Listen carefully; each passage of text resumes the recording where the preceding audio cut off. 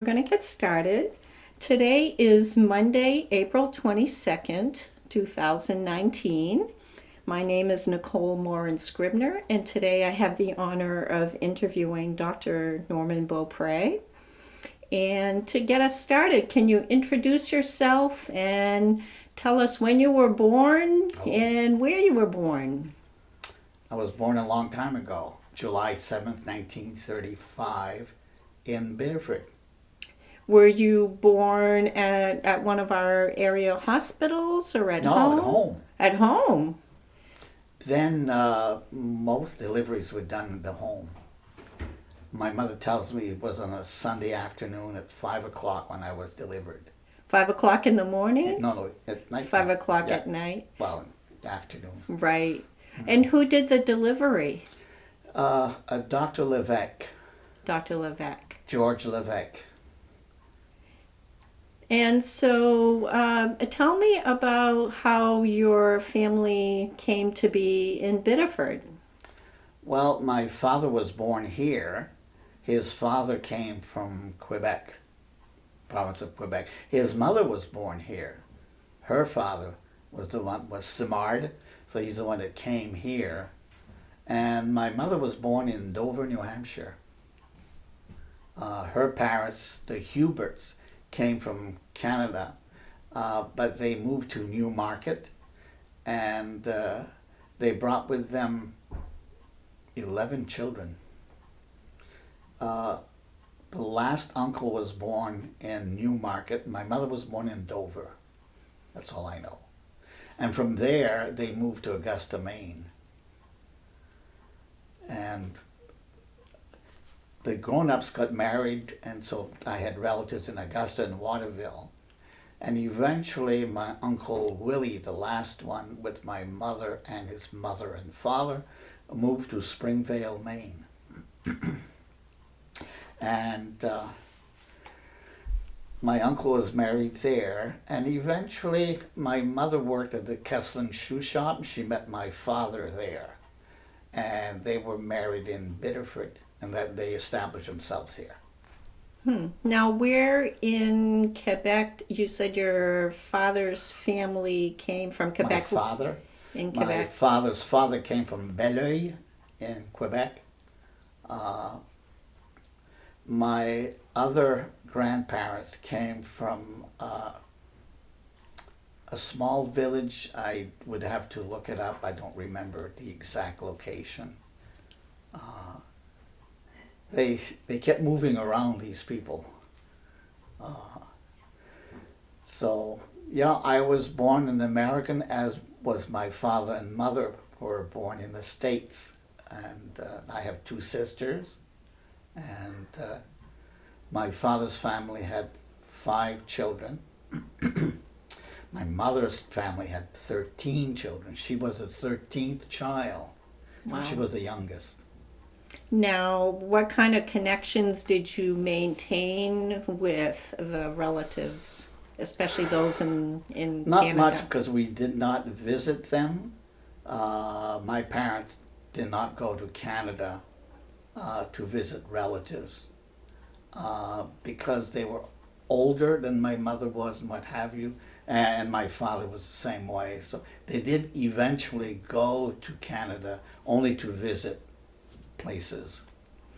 Did any of the relatives come to visit I don't Biddeford? remember. I don't remember. Mm-hmm. Now, tell me about what your father did for work. He worked in the shoe shop. We worked in the mills at first, and he worked in the shoe shop. Then in the 30s, my mother and father were laid off. That's when they did not have compensation, no Social Security. So they lost the first and only home they had ever bought because they couldn't make the payments. And they could not go around it, what have you. That's one worry that my mother always had, one regret of never owning the home, always renting. Were you alive at that time when they yeah. lost the home? I think so. I'm not sure. Because they got married in 1934. I was born in 35.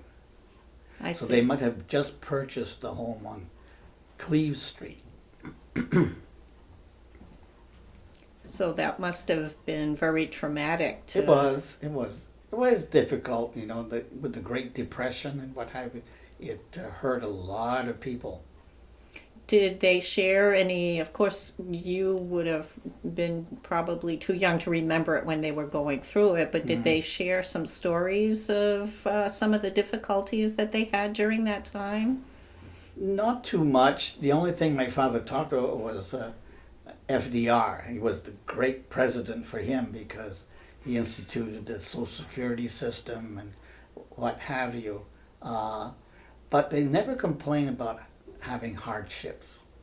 And that was part of the Franco-Americans, I think, because everybody had the same plight. Everybody was the same. So they helped one another and they shared things. And of course you had relatives, because my grandmother, Beaupré, lived right across the street from where we were. And on Cleve Street, we knew practically all of the neighbors. So we went to the same school. We all knew one another, which is quite different from today. So tell me about how the neighbors connected and. Well, 99% of them were Francos, so we shared in the language, we shared in the custom, we shared in the same church and rituals, the same songs, same stories. There were a lot of parties going on. I had an aunt who was my godmother. Her name was Eva Cookson Beaupré. She had married my father's brother, Bob. And she sang a lot of songs, taught me some, used to drag me to baby showers, have me sing in front of the ladies there. That's what she used to tell me. And so I still have copies of her songs. And she was a very buoyant, very laughing, gay type of individual. So everybody loved her. And most of the ladies and some gentlemen worked in the Keston shoe shop. So they all got to know one another very well. Now, the Catalans shoe shop, where was that one located? Kennebunk. Oh, it's in Kennebunk, okay. Because there were a number of shoe shops that Right. were in operation Yeah, at the time. It was in Kennebunk. So after they got done, so they were both working at the Yes, Castellan. yes. So when they got laid, did the shop close or they just had a big I don't layoff? really know. I think they just were laid off. No work. Now, do you know where did they pick up from there? Do you know how long they were out of work and where they did end up going to work? I don't know quite long. My mother became ill. She was born with infantile paralysis, so she was lame in one leg. But to us, she was normal, you know, the way she walked and what have you. And also, she had a rheumatic heart.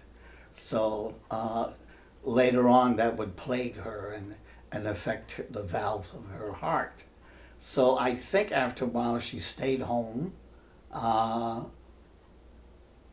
For a while, she worked off and on, but then my father, I think, got a job at the Saco-Lowell shops. And he finished there until he retired. What did he do at Saco-Lowell? At first, he worked in the room where they made crates, wooden crates, and he used to come home sometimes with little pigs for cutting boards because they were leftover maple. Then they changed. He was not very well formally educated. He went as far as the 6th grade. My mother, while in Augusta, went to a country school. It was a one-room school. She loved her teacher, but she didn't stay there for long because she was lame and it was difficult for her. She was a very intelligent person, but with no formal education. But they both learned, English, so they were bilingual. And my father read a lot, so he worked there at very low wages. all his life. As a matter of fact, when he retired, I think his pension from Saco-Lowell was $59 a month. Wow. With Social Security, it wasn't too much. So you can say that they were a poor family by today's standard. But most of the Francos were, except for some who owned businesses or stores or what have you.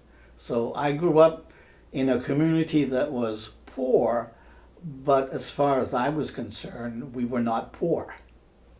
We ate, and my mother sewed a lot. She was a great seamstress.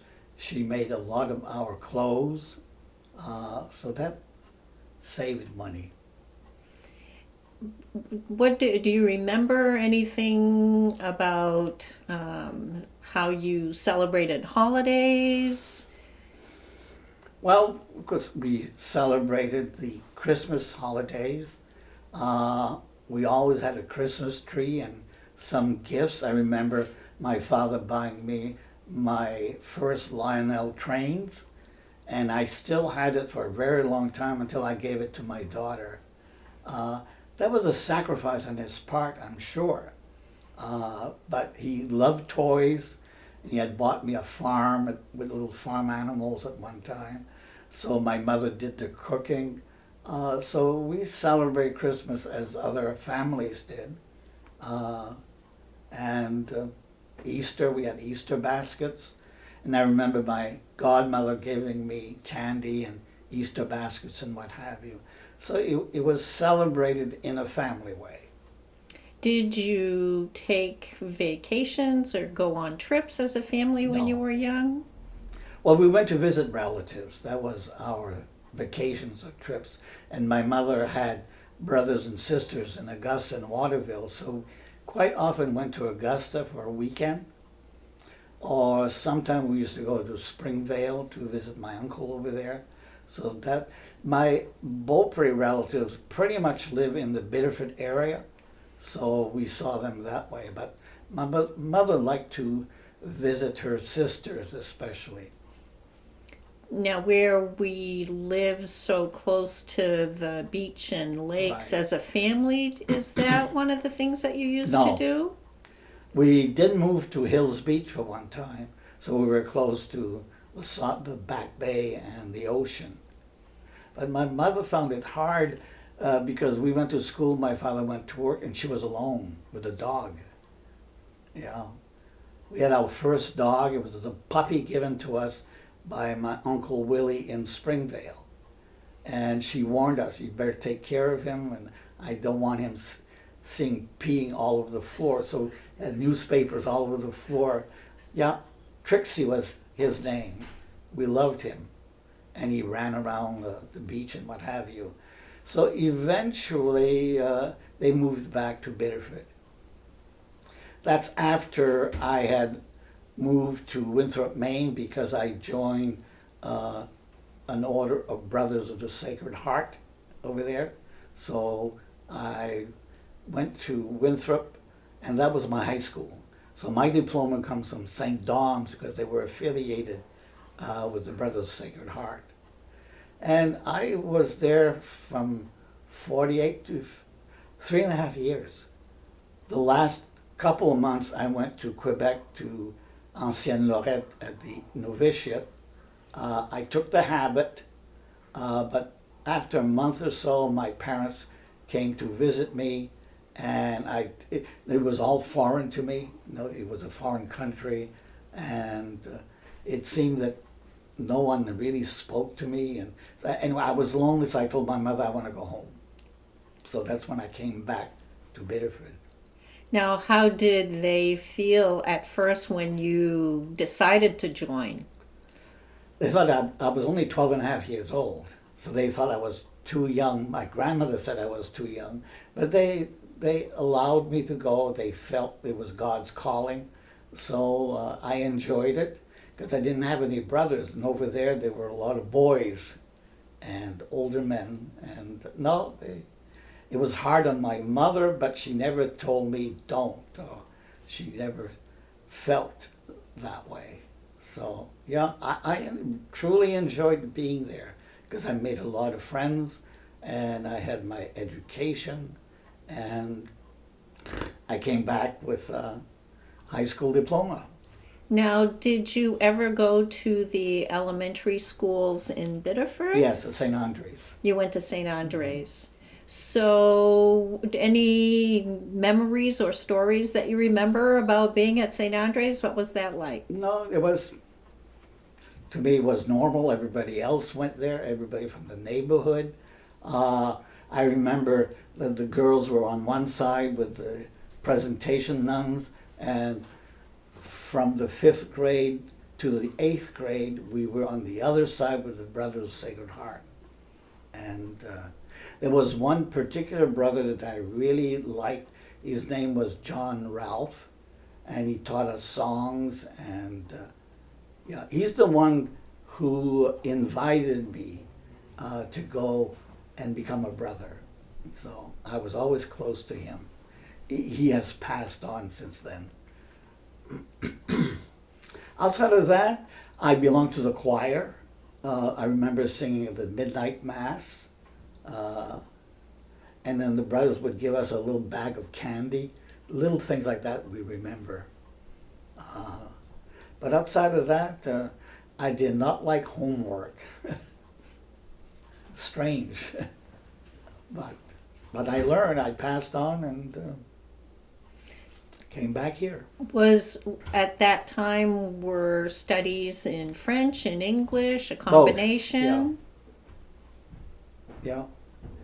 We had French, we had, of course, English and English. Catechism usually was in French. Mathematics, and it was a bilingual education. Did you speak English when you started school? Oh, yes. Did you speak French or English at home and in French. the neighborhoods? It was French primarily, because everybody spoke French. So when we were with relatives, my grandmother and my mother and father, it was always French. As a matter of fact, when we were very young, my mother and father spoke English when they did not want us to know what they were talking about. And one day I told them, well, I know what you're talking about. No, but it was French. That's my maternal language. How about your grandparents? Did they speak English? Oh, yes, yeah. Did you get to see them very often? Well, my paternal grandparents lived across the street from where we were, so I saw them almost every day. I was very close to my grandmother. My other grandmother died a year after I was born, and my grandfather Hubert died not too long after, so I never got to know them. Although they lived with my parents for a few years, until my grandfather decided to move to Sanford with his son. My grandmother did not exactly like that, but she said she had to follow her husband. And anyway, that's where she died, in Sanford. Now, when you were growing up, what did you do for fun as kids? We played outside. We had a lot of games that are not played today. We did not have electronics, so it was all kinds of games played outside in groups. It was fun. Then we went berry picking, and we went cherry picking on bushes, and we entertained ourselves. And of course, from one generation, they taught different games, different things to do. So it was fun. I can say that it was fun. Were there any games in particular that you remember that were your favorite? It was the game of colors, couleur. We used to say certain colors, and then there was hide and seek, and then there was passing the ring from one to the other, and there were many games. Now, back then, you said you were a member of St. Andre's Parish. Yeah. Now, I've heard different stories about how the parishes, either did not connect one with the other. Did you ever think, for example, of going to Mass at St. Joseph's or St. Mary's? That was another parish. St. Mary's was for the Irish. It was believed that St. Joe's was for the elite. And I think people in that parish consider St. Andre's as those people on the hill. And we were not well-to-do or whatever, but no, it was community within the parish itself. And so where you went to your own school, there was not much of an opportunity to connect with the kids in No. that other parish No. as well? Only if you went to high school, then it was St. Louis, but I never went there. So I didn't really get to know the other side of town. The other side of town, that's Mm. interesting. So, but where did you do, normal activities like shopping and things of that nature? And did you come we had a across people corner then? store, Parento's corner store, right next door to us, so my mother went there frequently. We did go downtown once a week, or if we needed something. I remember when I was still quite young, probably 6 or 7 years old, my Aunt Eva and my mother decided to make a baptismal set out of her wedding gown for my Aunt Blanche, who lived upstairs where we were. As a matter of fact, I recount that in my first novel. And they were doing the bonnet, and it was very hard to do that little bonnet, and they ran out of lace. So they took a piece, gave it to me with money in a little purse. They told me to go to Newberry's downtown and hold on to the money and come back with some lace anyway. And apparently I did very well because they were very well pleased. So yeah, I got to go downtown frequently. Now, there were some Franco-American organizations and associations.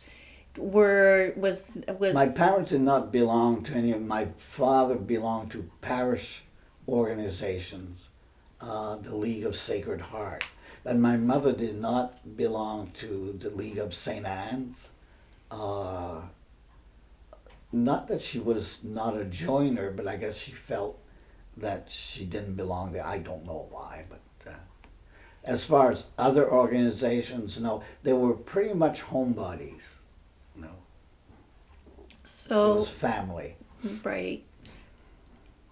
And then when you went to high school at St. Dom's, and then you came back, you had completed the studies? Yeah, yes. And so what did you do when you came back? Look for a job. Where'd you end up? Kesslin Shoe Shop. Yeah, I was the last puller. I don't know, earned something like 60 cents an hour, if I remember. And from there, and I had to take a car from Tumulus Market. Used to walk down, was carpooling, and came home and was paid every week. And I gave my mother my check, and she gave me a small allowance every week because we had to pool our money. My father didn't make much money. My mother wasn't working outside. So from there, I worked in another shoe shop in Saco, Saxon-Glassman. And from there, I worked in the mills. I hated it. It was tough work, very hard work. I left there. One day I simply quit. My mother was not very pleased with that. She said, "You don't leave a job when you don't have one."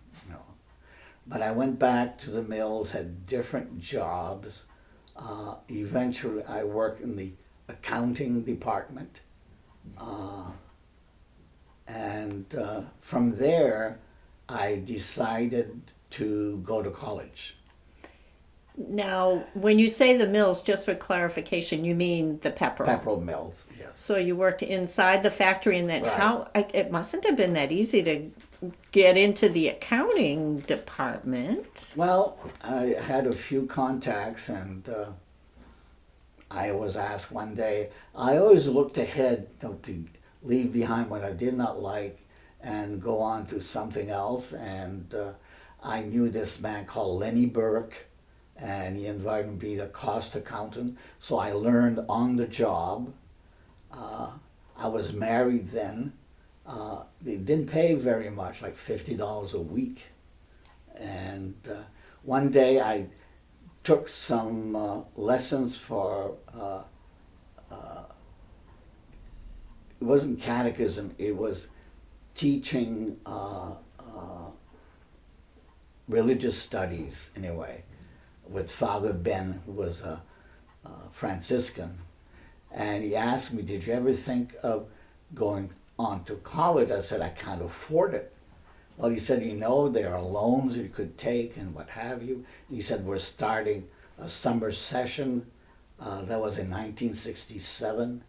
And he said, you could start and you could accomplish everything in 3 years that way. I said, oh, really? So I borrowed money, had a student loan, and started that summer at St. Francis College.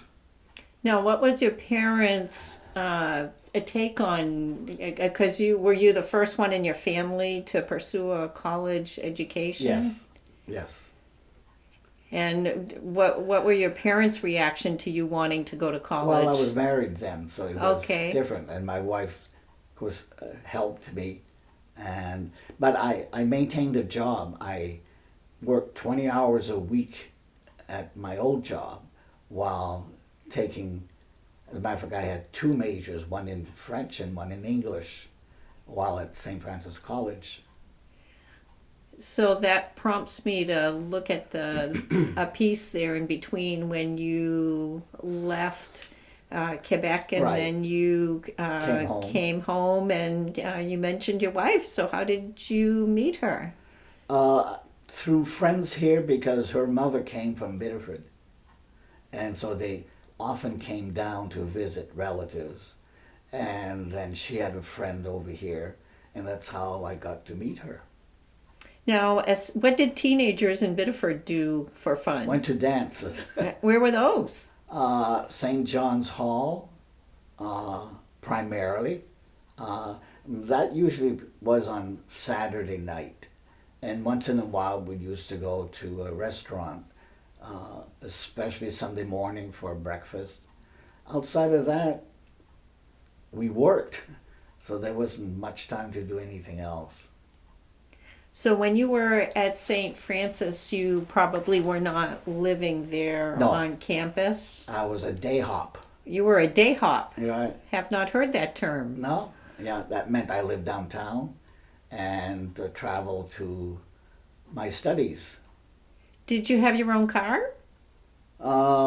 With time, yes. With time I did. And when you didn't, how did you get there? I traveled with other students. There were several young men from Biddeford, Saco area, who studied at St. Francis.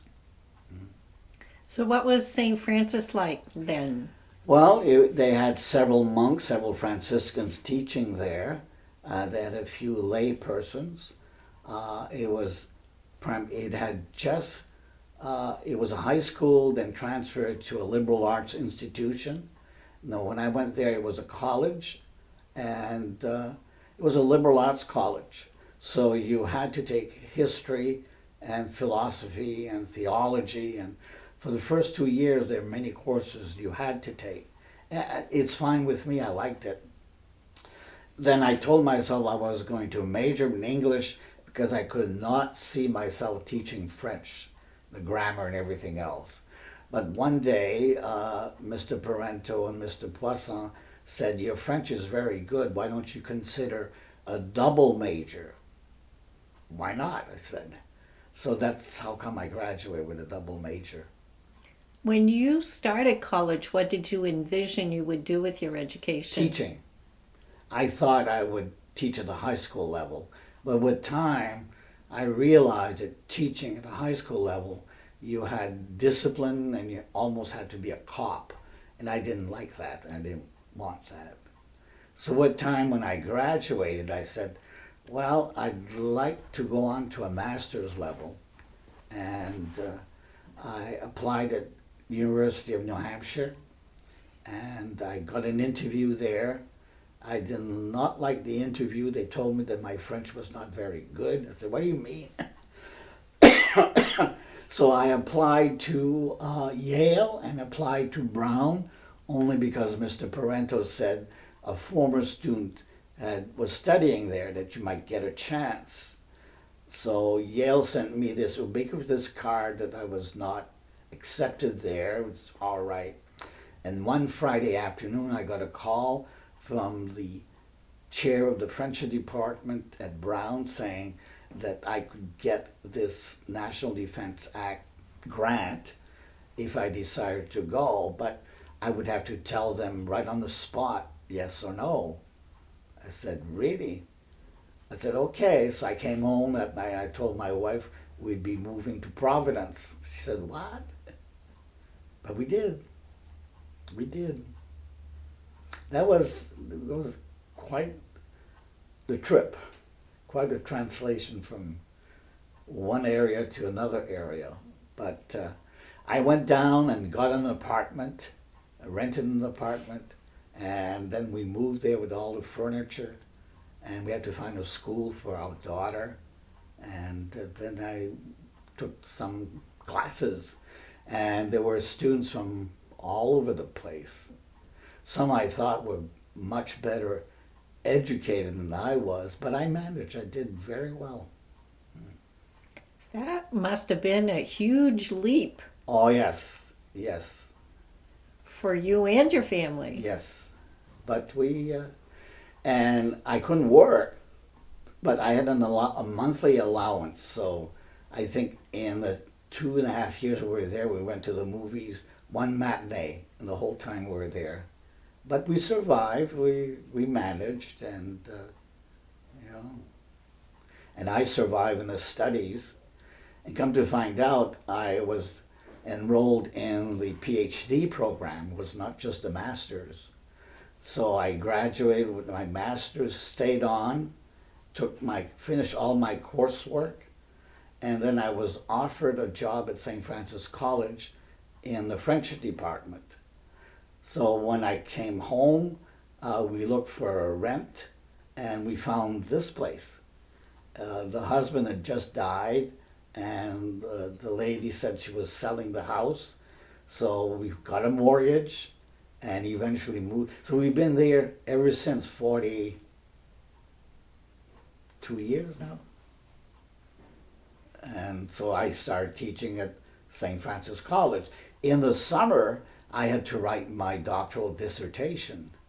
I hated it, but it had to be done. I did it in 5 years. So periodically I used to drive down to Providence and check with my advisor, and eventually finished and got my degree. And so I continued at St. Francis College until it became University of New England. I got a terminal contract at one time because they were laying off, and so I became the registrar, but I still taught one course in French per semester. And eventually I was asked to become the head of the liberal arts department, and that's when I moved on. And I taught there for a little over 30 years before I retired. I had 2 sabbatical leaves. I went to Paris, did some research, and came back here.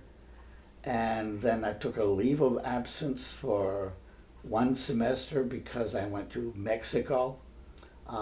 Dr. Jack Downs, who was a history teacher, we had winter terms, and we used to go, we have special courses for 1 month, and he used to go to Mexico. And one day he asked me, why don't you consider coming with us? I said, I don't know any Spanish, I don't know anything. Well, it's winter term, it's January, it's warm over there. So I did, I went with him, enjoyed it. So went back several times to do some research. In the meantime, the dean of the medical school gave me a book on transcultural healthcare. And he said, Norman, I want you to consider this. It's humanities plus health services. So I returned to Mexico. Another dean gave me the permission to go and study there for one semester. And I studied about curanderismo, which is the folk studies of healing. Very interesting. And eventually I taught a course on transcultural healing for PTs and OTs. So that was a different dimension. Also, since I had been to Paris so many times and I fell in love with French Impressionism, then I decided to put a course together. So I used to teach French and American Impressionism, transcultural healthcare, French literature. Often, after a while, it was in translation because we did not have majors anymore. So I like St. Francis because they gave me options of doing what I want to do and explore, and not just stick to French and French literature. But at one time, I decided I wanted to retire early in order to travel and write, because I had started writing by the end of, well, let's say the 80s, 1980s or so.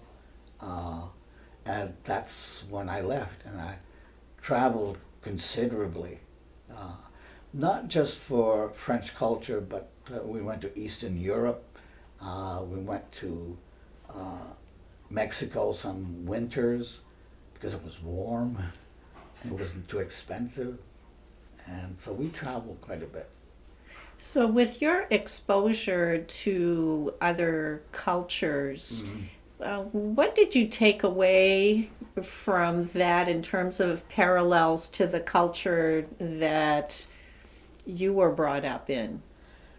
Ethnic cultures may not be similar, but they are alike in the sense they hold on to traditional values.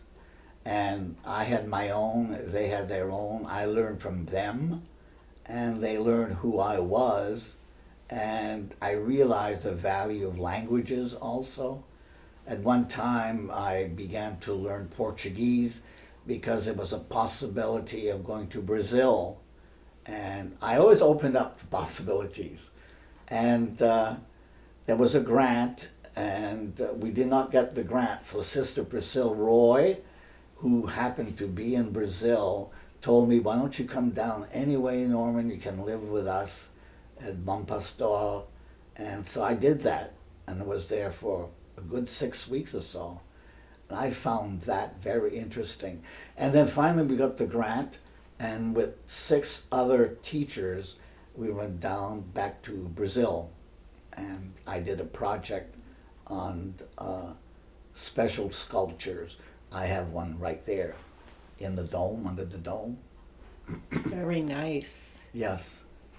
So I learned a lot. I always was in the mode of learning and also expressing myself by writing.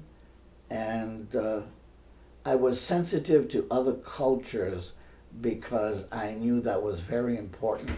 And I never felt like the ugly American who says, no, I'm American and America is the best and number one and nothing else counts and what have you. No, I never felt that way. And I always try to sensitize my students to that framework, to those values as such. Now, how you're bringing that back to when you were growing up here in the United States from a Right. different culture, did you feel any stigma from No, being from a different I culture? hear about it, but I never felt as if people were laughing at me or laughing at my accent. I didn't think I had an accent, but I know some people did. No, I never felt the stigma of being part of an ethnic group or French Canuck or what have you. No, And when you travel to other French-speaking you're right. countries, did you like blend right in, or how did that? First time I went to Paris, I thought, will I fit in? Will they understand me? Will I understand them? And the first morning I was there, I said, I understand everything they say, I'm fine. But they did not accept the fact that I told them that I was an American. No, you can't be. You're not, we know you're not Quebecois and you're not Parisian, so are you Belgian? Are you something else? And no, je suis américain. They could not understand that an American could be fluent in French. And I tried to explain to them there's a whole Aryan colony, so to speak, of French-speaking people in New England. No, I never felt alienated, really. And one of the things that I was going to ask that I find interesting is that Biddeford at the time had a lot of other ethnicities Right. other than Franco-Americans. Yeah, the Greeks and the Jews. And I heard you say that there was very little interaction with other Franco-Americans in a different parish, never mind the Yeah. other ethnicities. Well, we got to know some of the Jews who owned the businesses, some stores, like the Cohens, for instance. We knew there was a synagogue on Bacon Street. We didn't know exactly what they did there, or we never went inside, and we never went inside Protestant churches because to us that was not Catholic. It was not open as it is today. No, we knew there were a lot of Irish people, but they had their own areas and their own church and what have you. So at that time, it was living parish by parish. And we didn't even go to Saco. There was Notre Dame, and then there was Most Holy, but we pretty much lived within the neighborhood. Now, are you aware of when those barriers started coming down and there were some more interaction? I am told after the Second World War, when the veterans came back home, they had explored a whole area, and some of them were in France, like my uncle was there, and he got to meet some people. And so there was a GI loan, so many of them started going on to college. And I think after that, there was more interest in others and sharing experiences and what have you. Going back to St. Francis College, tell me about, are there any students that you had during that time in particular that stand out? Any stories that come to mind in terms I had a of? lot of students in the 30 years. There were some that I got to know better. One that I remember, his name was George. He came from Philadelphia. He was my ideal French student. He was extremely good, very good. He wanted to become a doctor, but he didn't want to be a DO, so he went back home. And he applied to medical school, but was rejected. And after a while, I started writing to him. And unfortunately, he had AIDS, and he died from that. So I have a collection of all his letters that he sent me into my book, When All Dignity is Lost. That was written several years ago. I saw that you had written a book on that topic, Right, and is that yeah. something that prompted you to pursue that particular? Well, because I had just been to Mexico, came back home, and his mother called me and said that George had just passed away. And that really afflicted me. That really hurt me. And I didn't even think of going to his funeral. But I was close to him, and I still had all his letters. So one day I decided I'm going to put it together in a book. And some people who have read it said they were brought to tears. They really enjoyed the story, you know. He was the bad luck kid, you know. His father was a alcoholic.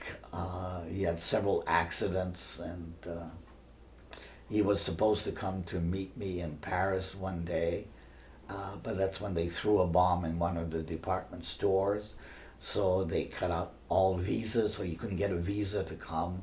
And then the tickets to fly on the plane, they were hiked up so much that he couldn't afford it, so he never did come. Oh, I'm sure that saddened you. Yeah, so that's in that book. So when you think about, again, your time at St. Francis, what do you find, what course did you enjoy teaching the most? Well, it was primarily French literature, and there were a lot of Franco-Americans in my class, so I was able to teach it in French, especially French poetry. And it was literature. Also, I had world literature and translation. And then when I got to teach transcultural healthcare, I did a lot of research on that. So I taught about the Hispanics, the Japanese Americans, the Native Americans, and the Franco-Americans. And so there was all these values and the healing. So I read a lot and learned a lot about the different healing habits and values of these people. A lot of parallels? Yeah, a lot of them are. Others are quite different.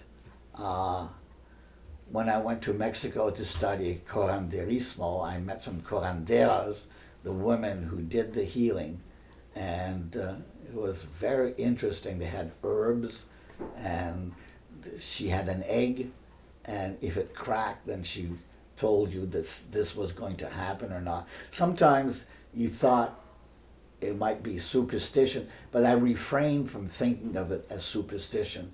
It was their way of healing, and it had been with them for generations and generations.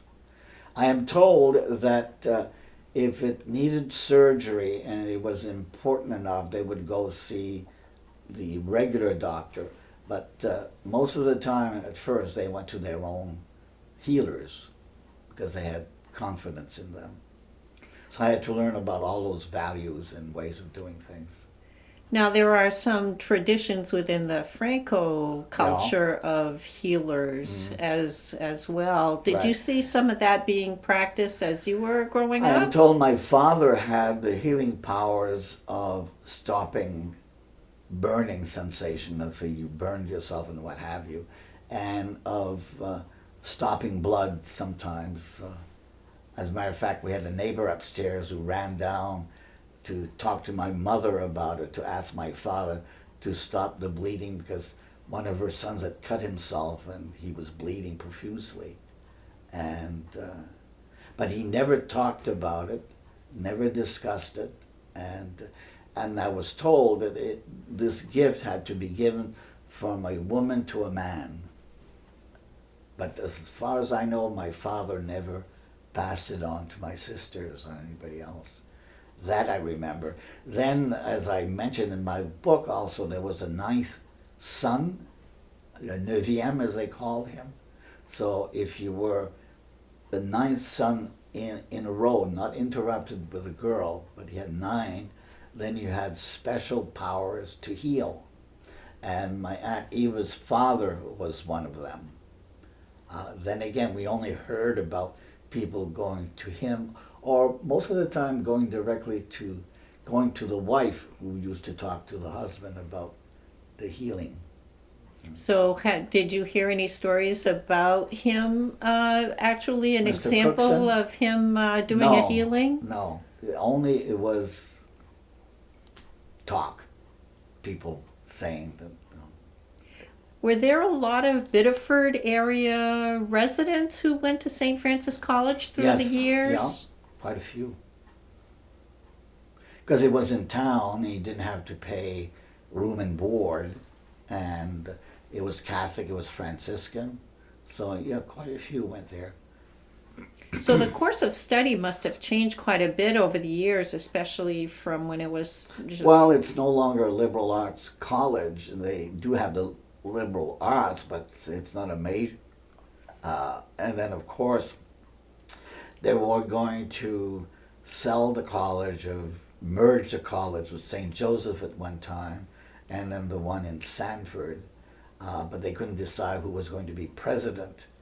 And so I remember taking cuts in salaries and freezes in salary just to remain alive, and we did. But then came the medical school. Apparently, the osteopathic profession was looking around somewhere in New England, and they got this offer from President Ketchum to establish themselves here in Biddeford, which they did. So then that, and prior to that, there was the physical therapy program. I guess St. Francis was looking for programs that would enable the college to remain alive economically. So they got this program going, and eventually OT, and then of course a medical school, and that kind of buoyed it up and revived it. And so the importance was on the sciences. So as far as liberal arts, and they eliminated the French major. So yeah, it was quite a change.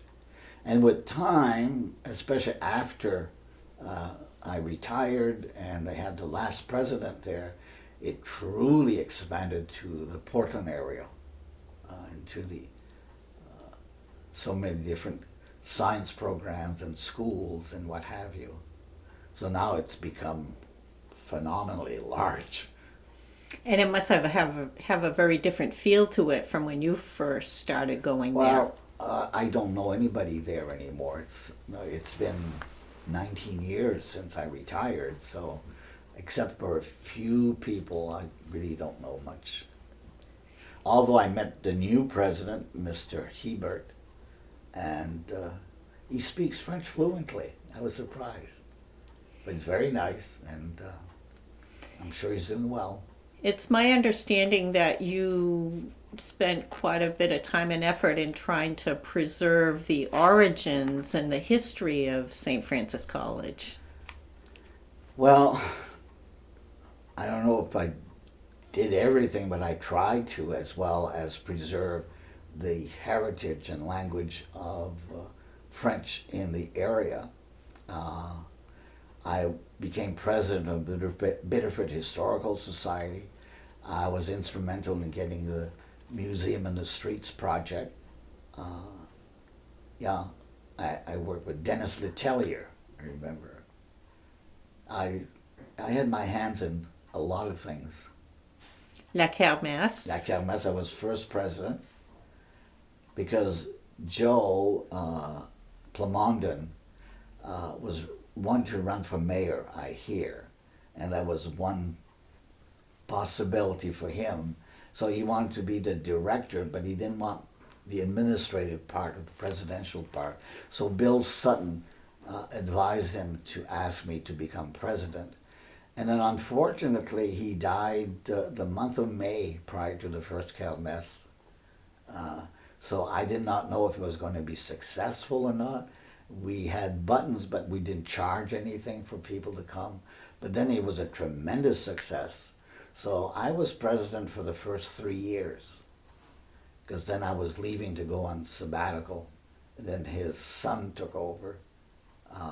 Yes, the first years were very interesting. We had entertainment from Quebec who came down. Now it's much more difficult because for security purposes, they have a hard time filling out all the forms and being accepted in the United States, I am told. So, but I'm surprised it still exists after so many years. Do you still go? I go, yes. It's not what it used to be, but I don't complain. I told them, no, as long as you keep it cultural, But I know they have a hard time getting the entertainment, and the one in Augusta faded, and the one in Lewiston, C'est Si Bon, went out. So I'm surprised this one lasted so long. When for the first one, when people came up with that idea, how receptive were people to it? Well, we had a large committee. We did not know if it would really work or not.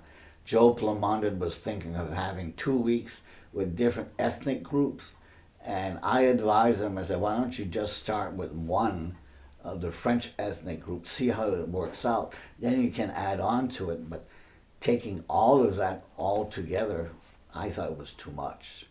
And so we simply went with the Franco-American cultural group, La Kermesse. La Kermesse came from Joe Carrier in the Biddeford High School. Apparently he told Joe Plamondon that would be a good name.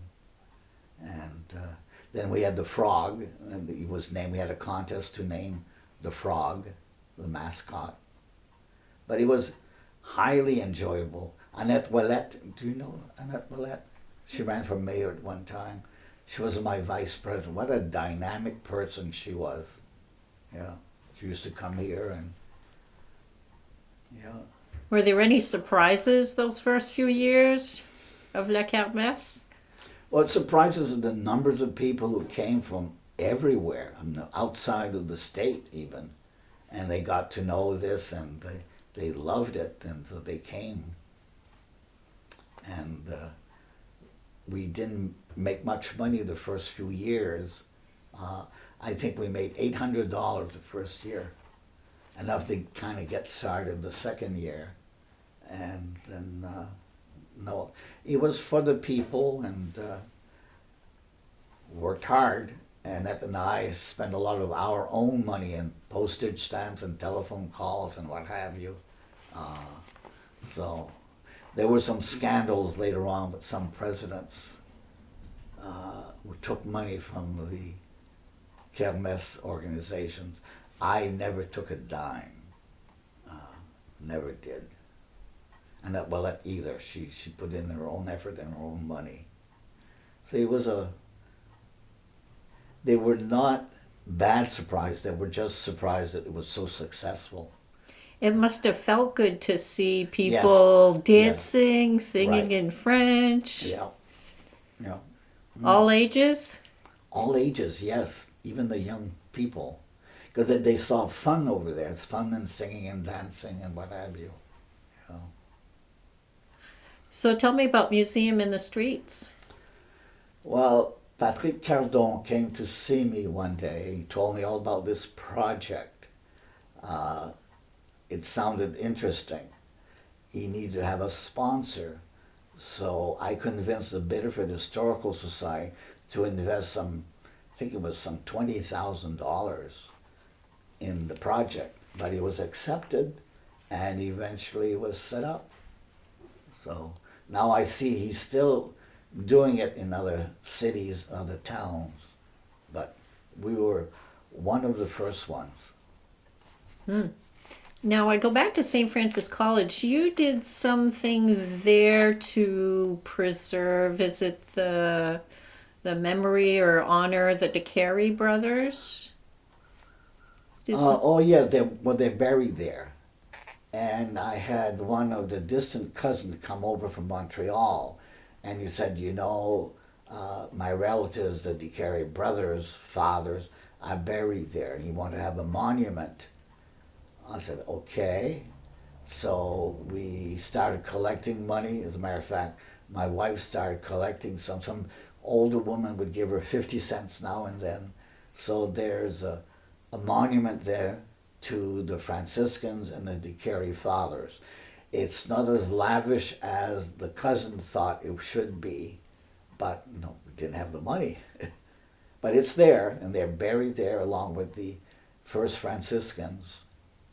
And also the library, there's a Heritage Plaza. Have you ever been there? They used to be on the main building. There was a St. Francis with the animals on the left, and there was Christ the teacher on the main building, and they took it down and they stored it away. So the president called me one day, said, Norman, we have this, we didn't throw it away, we want to do something with it. Well, I said, something should be done. So Ron Druin and I started fundraising, and we raised $40,000 to set up the Heritage Plaza. So that's where those sculptures are, and this where the plaque is, and it's right. You go down this way when the library is here. You go down this way, and it's worth your while visiting it. Now, the DeCary brothers were directly responsible for Founding of St. Francis College and Notre Dame Hospital, and of course the parish. They were both here. Zenon DeCary was a great healer, and there's a lot of people that still remember him. Yeah. Huh. So that must feel good to have had a role in that. One thing I didn't have a chance to ask you about is so you said you have one daughter. Yes. Her name is Diane Beaupré. And she lives here in the Now area. she lives in Biddeford now. Yeah. Have you? What did you do to when she was growing up in terms of passing the language and the culture on to her? Well, my wife spoke to her in French most of the time. And until she was 2 years old, she spoke fluent French, which she still does today. She understands it and speaks it. She's in the HMO system, works at home. Sometimes when she meets people, because she's into healthcare,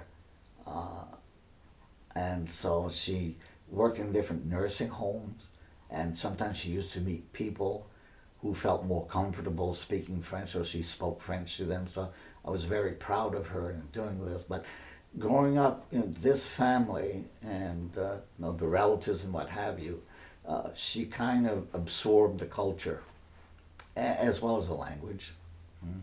Mm-hmm. Unlike so many young people who just rejected it. And all they can say now is meme and pepe. But I'm surprised that the language and the culture has lasted this long in this area. Do you have some insights or thoughts as to why it lasted this long? I think the people, some of its people, and because it's such a rich tradition and everlasting cultural heritage, that some people refuse to let it go, let it die. But I think eventually we can see that it's departing more and more now. What can you do? You do the best that you can, and I'm just still surprised that it lasted this long. Now, do you have any insights or thoughts about the experience that the Francos had with language and culture, and some of the experiences of immigrants, the current experiences of immigrants? Well, we don't get to see too many from Quebec or Canada. We hear about immigrants from other countries, and especially from Guatemala and Mexico and what have you. But I think very few Franco-Americans are familiar with the Hispanic tradition and their problems. America was founded as an immigrant country, I believe. So I know that President Trump is frightened by the fact that so many of the non-believers or non-sensitive to our own American cultures might trickle in, and you might probably have terrorism come with it, what have you. And I can understand that point, But at the same time, I think we need to grow, and eventually, I think that one of the major languages will become Spanish. It's already quite popular now. How can we stop it entirely? I don't know. I sympathize with them because I feel I'm the heir of immigrants, who came from Canada and established themselves over here, and we didn't have those problems. People just came in and found a job and worked here and established themselves here. Although many of them, I am told, thought they would earn money, go back home, live there, and die there. But as one woman told me, my family's here now, some are buried here. I'm not going to go back to Canada. So they stayed. One of the things that I like to ask is to get personal perspective on some major things that have happened in history and how it might have affected you. One of them that comes to mind is the assassination of President Kennedy, for example. Do you remember anything about that? And all I remember, I was teaching at St. Francis College, and it came apparently on radio that he had been assassinated. And I know that many Franco-Americans were attached to him. They were very fond of him. I was fond of him as our president, and I was affected in a way, but not as much as some other people were. Now, you must have been teaching during the time of the Vietnam War. Yes. Any thoughts on that? I was in the reserves, but I was never affected directly by the war. I was told at one time, if you want to keep your stripes, you better volunteer and get in. I said, I'm going to take my chances. No. I had a friend who lost a brother in the Vietnam War. I remember we were both students at St. Francis College. So direct influence, I don't remember. I didn't know if maybe when you were teaching you'd see some of your students be called out. No. But I think back then they used to offer like a college deferment, and maybe where you were teaching college that would have an impact. Now, the other thing I wanted to ask is, of course, then your career took a very interesting turn with starting to write after, especially after you retired. I started writing before retiring. It was teaching plus some writing, and I thought I was write the saga of the Franco-Americans coming to Maine and in New England, what have you. And that was a large project. And I was called Au fil de l'eau, as the water flows, because you talk about the mills and the Saco River and what have you. And so I changed it because it was really the story of two women based on my grandmother, maternal grandmother, and my mother. And so I changed it to Deux femmes de rêve. But it's the story of their family. A lot of it is about 80% it's historical or stories that were told to me and what have you. Then I kind of embroidered it and what have you. And that one was written in French. My very first one was L'Enclume et le Couteau, which is Adela Cote's story. I met him and eventually met his wife, and she really wanted me to write a book about him and his sculptures. And with time, I do have some of his sculptures. I bought a couple of them, and when he died, I said I'm going to take time, go see her and see how things are going. And apparently some people went to see her and profited her $100 onto her. That was a lot of money. So they kind of took away some of the important sculptures, unfortunately. But what got to me is at one time I convinced him to take all of his work, practically all of his work, and have an exposition at St. Francis College. And so I brought him over with his wife. He was astounded, it was for him.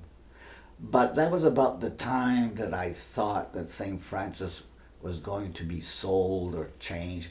And I was afraid if that happens, then somebody somewhere legally will impound everything, and then we're going to lose all these sculptures. So I brought him back to him. And in the meantime, I wrote the book, which is my first book, which was bilingual. And I still have copies of that, and some people talk about it and what have you. And then I decided I wanted to start writing. So my very first novel memoir was Le Petit Mangeur de Fleurs.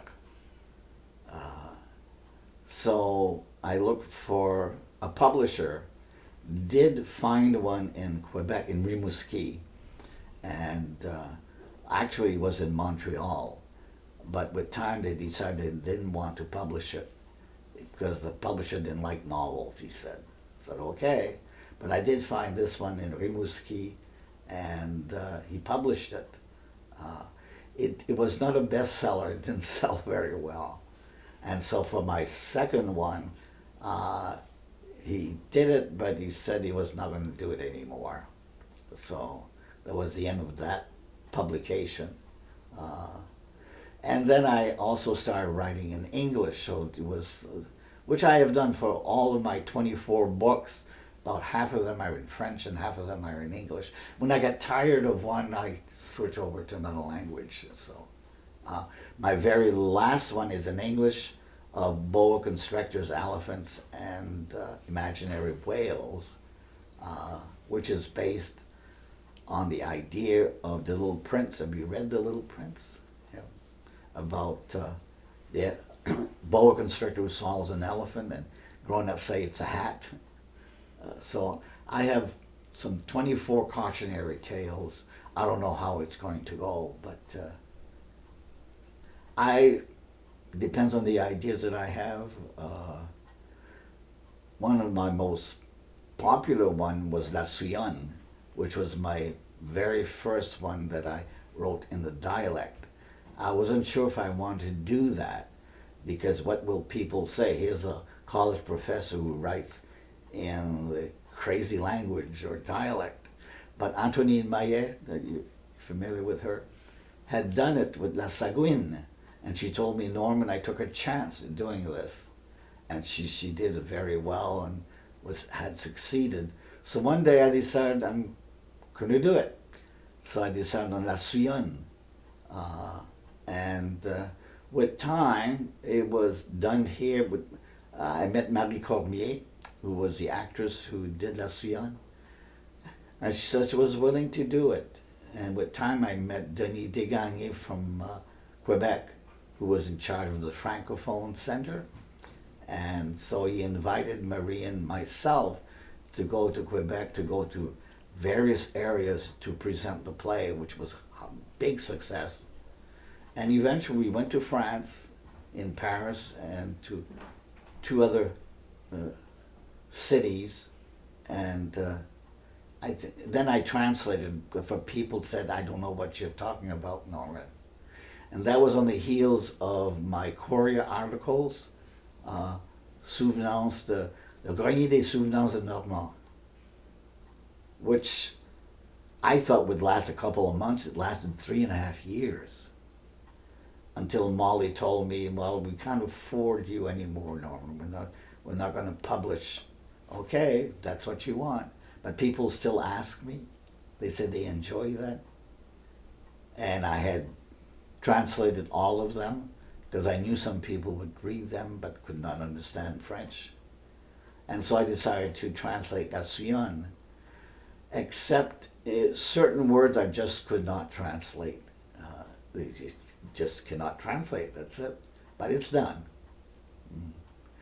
My very last effort, because I did La Suyon Deus also, is another Suyon story on le cachis en image, Are you familiar with that? It's a big catechism, and it has pictures in it, drawings. One of them is of hell. One of them is, there's 30 different, and that's prior to my time. That's what people learned their catechism was in this large catechism, the Catechis Animage. So I started. I haven't finished yet because I've been busy with publications and offers and what have you.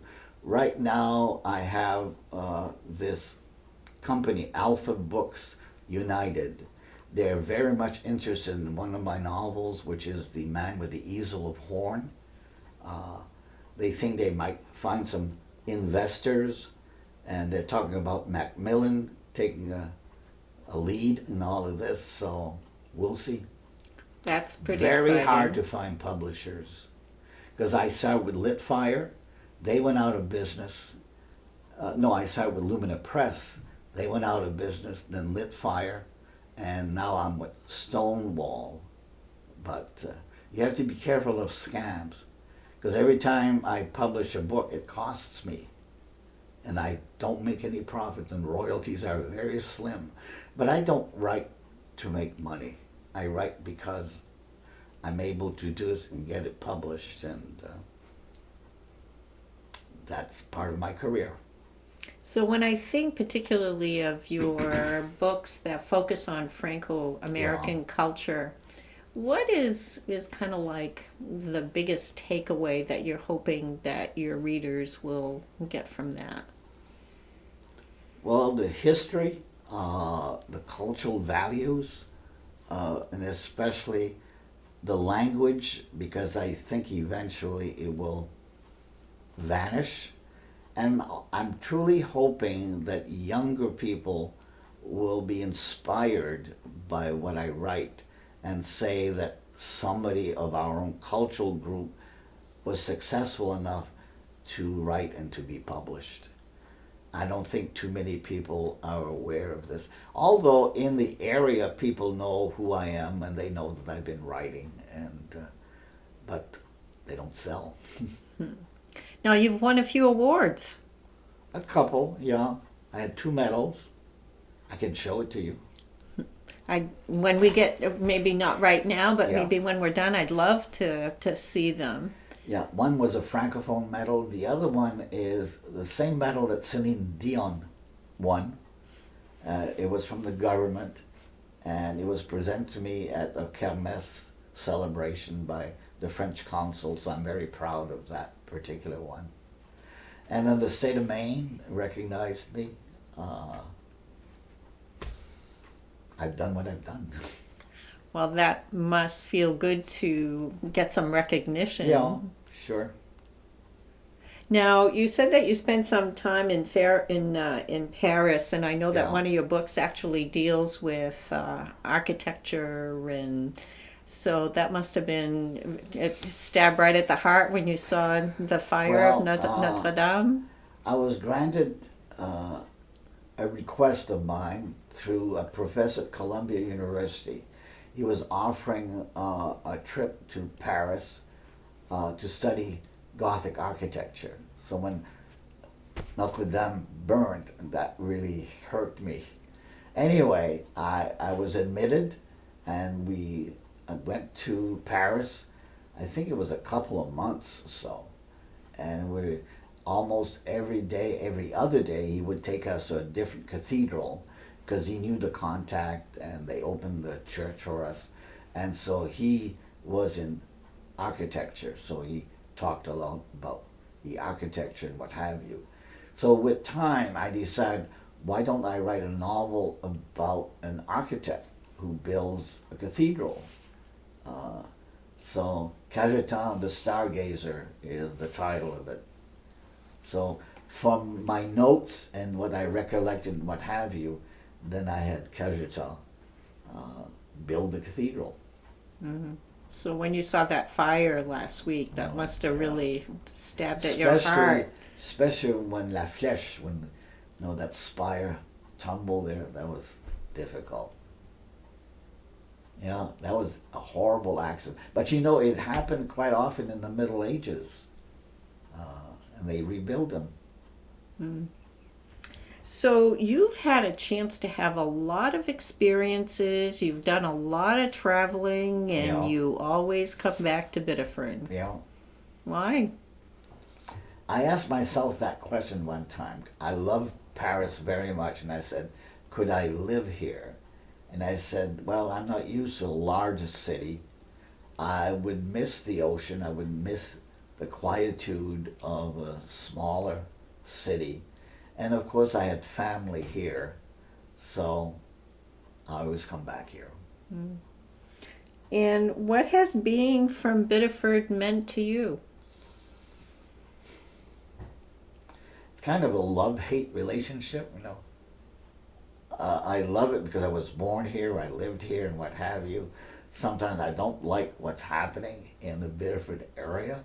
I wish it would explore more cultural, although I admire the people who are working in the cultural areas and what have you. But sometimes I'm either watching a video or a movie and I see what's happening in the larger cities, all the cultural venues that are there, and we don't have it here. We don't have opera here. But on the other hand, it's hard to detach yourself entirely from where your roots are, I think. Who has influenced you the most, and do you feel that you've influenced others? I don't know if I've influenced others. I think I can almost tell that some people do admire, I don't know me personally, but what I have done. I admire certain people. Alan Casavan is one person that I admire for everything that he has done and keeps on doing. I admired the Franciscans who taught there, especially my French teacher, Father Ray Legacy, who died last year. He lived in Augusta, Maine.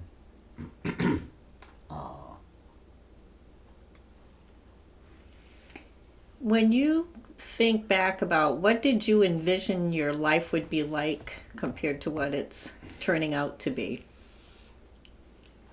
Well, I think I was successful because I went into teaching at the level that it was.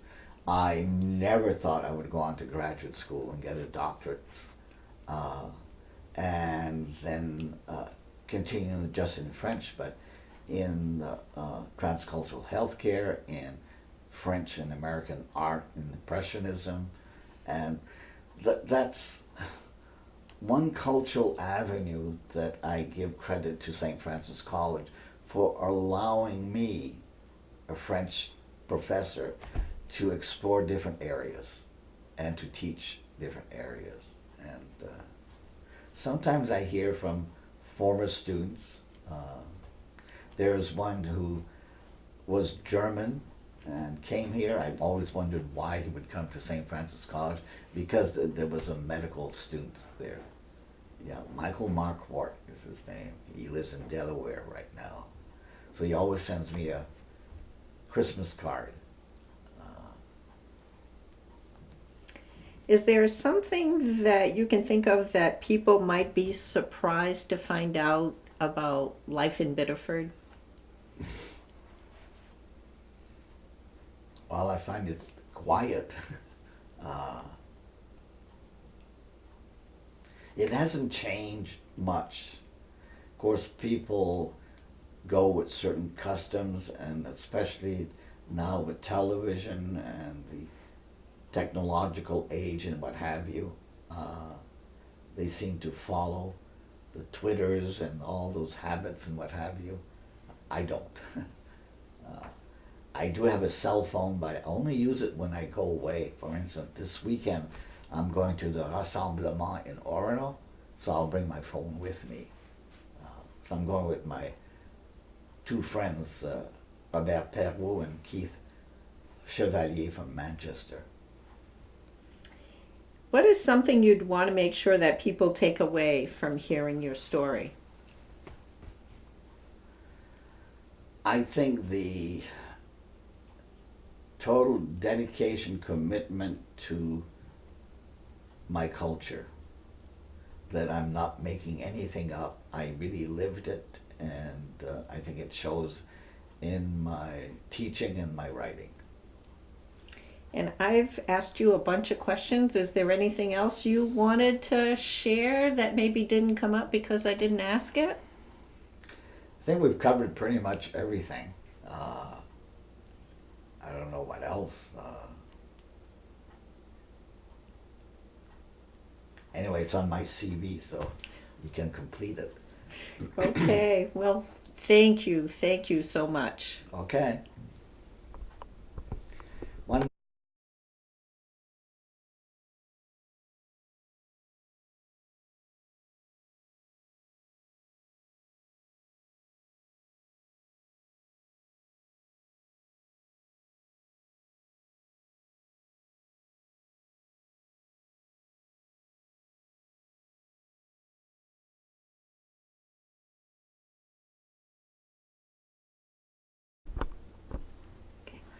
I have those sculptures from Adelacote, and I kind of offered them at one time to a Quebec museum, and they said, Norman, it really belongs in your area. Where do you deposit them? So I'm thinking, no, I'm 83 years old. I cannot live forever. If I pass away before my family, what have you, what are they going to do with it? So I'm thinking seriously of getting an offer from the cultural center, but I want to make sure that they're well preserved. You know, they're not just stored away somewhere, and because they're worth a lot of money. I never thought of selling them and making a profit out of them, but I know I could because it's folk art. And then I have all my college notes and all my manuscripts. When I first started writing, it was longhand until I discovered a computer. But I hated to do it on a computer in case I lost it. It happened to me once. I used to go back to St. Francis College and use a computer to write, and all of a sudden it disappeared. It happened another couple of times. Even here on my own computer, I was typing away, then the screen went blank, and I lost everything. And I asked people, why did it happen? They say they don't know. I do save. I'm very careful now about this, but you know. So I'm going to have to go through all of this. I have a lot of books, a lot of stuff, and those sculptures and what have you, that I'm going to have to deposit them somewhere. Wow, those are definitely real treasures. Well, don't want to lose them. No. And you want them to go someplace where they're going to I be can appreciated. only think of the new cultural center, and I know Diana's working very hard at this, but I don't. And I was thinking at one time we need to have.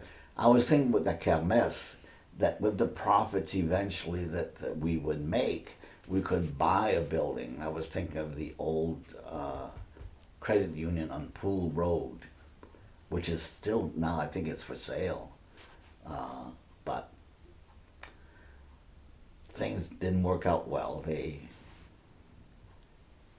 spent the money, or they did something. They never made much of a profit after that. They could have at the time. But they changed the objective. What I had done in writing was to have a cultural center through La Kermesse, and they changed their objective, and that was disappointing to me. So that you can talk to Diane about. It needs to be done soon. Not tomorrow, but I mean within 6 months or a year or what have you. It's all in my attic, or some of it is in my cellar. Wow, I know it's certainly things that, and I'm sure you've spoken to Diane about Yeah. that. That's part of the vision that Plus, she I have has. books that this man from Wisconsin, I think, he sends me book for nothing, and they're all about the French culture in his area, and I don't read them, and it's probably a dozen of them. but I think they belong somewhere. And I don't like to put them in the MacArthur Library. Mm-hmm. I have nothing against the MacArthur Library, but I think a cultural center would be much better. Mm-hmm. Well, So- I will definitely share that with Diane Let me as get well. my medals Sure. if you're interested. Absolutely.